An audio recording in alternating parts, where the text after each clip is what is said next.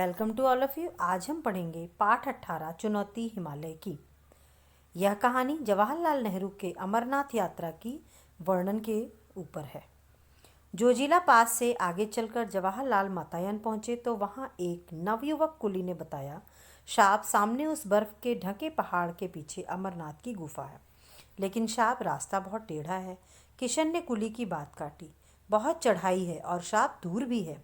कितनी दूर? जवाहरलाल ने पूछा। 8 मील साहब, कुली ने जल्दी से उत्तर दिया। बस तब तो जरूर चलेंगे। जवाहरलाल ने अपने चचेरे भाई की ओर प्रश्न सूचक दृष्टि डाली। दोनों कश्मीर घूमने निकले थे और जोजिला पास से होकर लद्दाखी इलाके की ओर चले आए थे। अब अमरनाथ जाने में क्या आपत्ति हो सकती है? फिर जवाहरलाल रास्ते की मुश्किलों के बारे में सुनकर सफ़र के लिए और भी उत्सुक हो गए। कौन कौन चलेगा हमारे साथ? जवाहरलाल ने जानना चाहा। तुरंत किशन बोला, साहब मैं चलूँगा। भेड़ चराने मेरी बेटी चली जाएगी। अगले दिन सुबह तड़के तैयार होकर जवाहरलाल बाहर आ गए।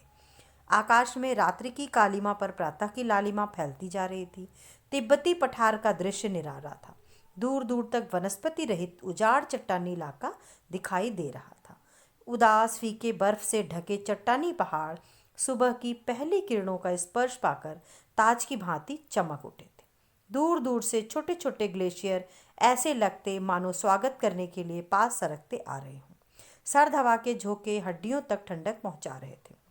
जवाहरलाल ने हथेलियां आपस में रगड़कर गर्म की और कमर में रस्सी लपेटकर चलने को तैयार हो गए। हिमालय की दुर्गम पर्वतमाला मुंह उठाए चुनौती दे रही थी। जवाहरलाल इस चुनौती को कैसे न स्वीकार करते। भाई किशन और कुली से रस्सी के साथ जुड़े थे। किशन गडेरिया अब गाइड बन गया था। बस 8 मील ही तो पार करने हैं। जोश में आकर जवाहरलाल चढ़ाई चढ़ने लगे। यूं 8 मील की दूरी कोई बहुत नहीं होती, लेकिन इन पहाड़ी रास्तों में 8 कदम चलना दूभर हो जाता है। एक एक डग भरने में कठिनाई हो रही थी। रास्ता बहुत वीरान था। पेड़ पौधों की हरियाली के अभाव में एक अजीब खालीपन सा महसूस हो रहा था। कहीं एक फूल भी नहीं दिख जाता तो आंखों को ठंडक मिल जाती। दिख रही थी सिर्फ पथरीली चट्टानें और सफ़ेद बर्फ। फिर भी इस गहरे सन्नाटे में बहुत सुकून था। एक ओर सूसू करती बर्फीली हवा बदन को काटती तो दूसरी ओर ताजगी और स्फूर्ति भी भर देती। जवाहरलाल बढ़ते जा रहे थे। ज्यों ज्यों ऊपर चढ़ते गए त्यों त्यों सांस लेने में दिक्कत होने लगी। एक कुली की नाक से खून बहने लगा। जल्दी से जवाहरलाल ने उसका उपचार किया। खुद उन्हें भी कनपटी की नसों में तनाव महसूस हो रहा था। लगता था जैसे दिमाग में खून चढ़ आया हो। फिर जवाहरलाल ने आगे बढ़ने का इरादा नहीं बदला। थोड़ी देर में बर्फ पड़ने लगी। फिसलन बढ़ गई। चलना भी कठिन हो गया। एक तरफ थकान, ऊपर से सीधी चढ़ाई। तभी सामने एक बर्फीला मैदान नजर आया।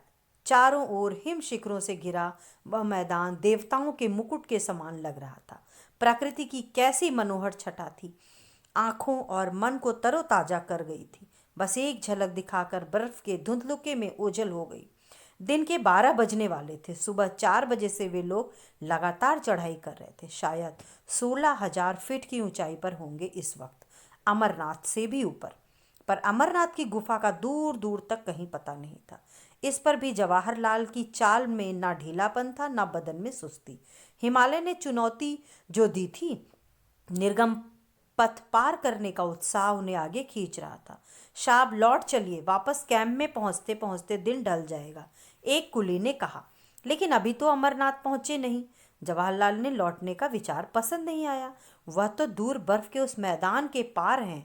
किशन बीच में बोल पड़ा, चलो चलो, चढ़ाई तो पार कर ली, अब आधे मील का मैदान ही तो बाकी है। कहकर जवाहरलाल ने थके हुए कुलियों को उत्साहित किया। सामने सपाट बर्फ का मैदान दिखाई दे रहा था। उसके पार दूसरी ओर से नीचे उतरकर गुफा तक पहुंचा जा सकता था। जवाहरलाल फुर्ती से बढ़ते जा रहे थे। दूर से मैदान जितना सपाट दिख रहा था, असलियत में उतना ही उबड़ खाबड़ था। ताज़ी बर्फ ने ऊंची नीची चट्टानों को एक पतली चादर से ढककर एक समान कर दिया था। गहरी खाइयां थीं, गड्ढे बर्फ से ढके हुए थे और गजब की फिसलन थी। कभी पैर फिसलता और कभी बर्फ में पैर अंदर धंसता धंसता ही चला जाता। पर नाप नाप कर कदम रखने पड़ रहे थे। ये तो चढ़ाई से भी मुश्किल था, पर जवाहरलाल को मजा आ रहा था। तभी जवाहरलाल ने देखा सामने एक गहरी खाई मुंह फाड़े निगलने के लिए तैयार थी। अचानक उनका पैर फिसला, वे लड़खड़ाए और इससे पहले कि संभल पाए वे खाई में गिर पड़े। साहब गिर गए, साहब गिर गए, किशन चीखा। जवाहरलाल भाई की पुकार वादियों की शांति भंग कर गई। वे खाई की ओर तेजी से बढ़े। रस्सी से बंधे जवाहरलाल हवा में लटक रहे थे। उफ, कैसा झटका लगा! दोनों तरफ चट्टाने ही चट्टाने, नीचे गहरी खाई। जवाहरलाल कसकर रस्सी पकड़े थे, वही उनका एकमात्र सहारा था। जवाहर, ऊपर से भाई की पुकार सुनाई दी। मुंह ऊपर उठाया तो भाई और किशन के धुंधले चेहरे खाई में झांकते हुए दिखाई दे रहे थे। हम खींच रहे हैं, रस्सी कस के पकड़े रहना, भाई ने हिदायत दी। जवाहरलाल जानते थे कि फिसलन के कारण यूं ऊपर खींच लेना आसान नहीं होगा।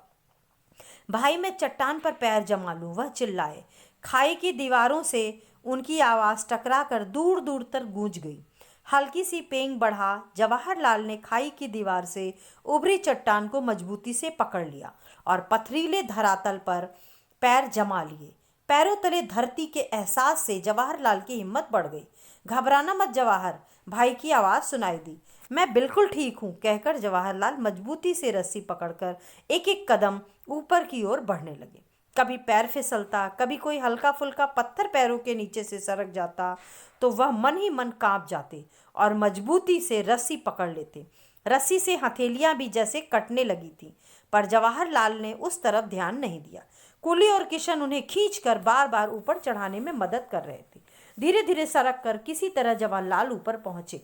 मुड़कर ऊपर से नीचे देखा कि खाई इतनी गहरी थी कि कोई गिर जाए तो उसका पता भी ना चले। शुक्र है भगवान का, भाई ने गहरी सांस ली।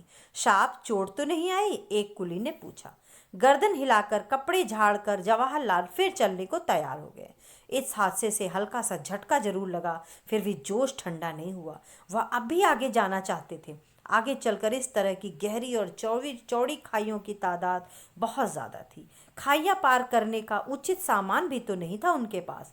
निराश होकर जवाहरलाल को अमरनाथ तक का सफ़र अधूरा छोड़कर वापस लौटना पड़ा। अमरनाथ पहुंचने का सपना तो पूरा ना हो सका, पर हिमालय की ऊंचाइयां सदा जवाहरलाल को आकर्षित करती रहीं। यह कहानी सुरेखा परिणय देकर की है। धन्यवाद।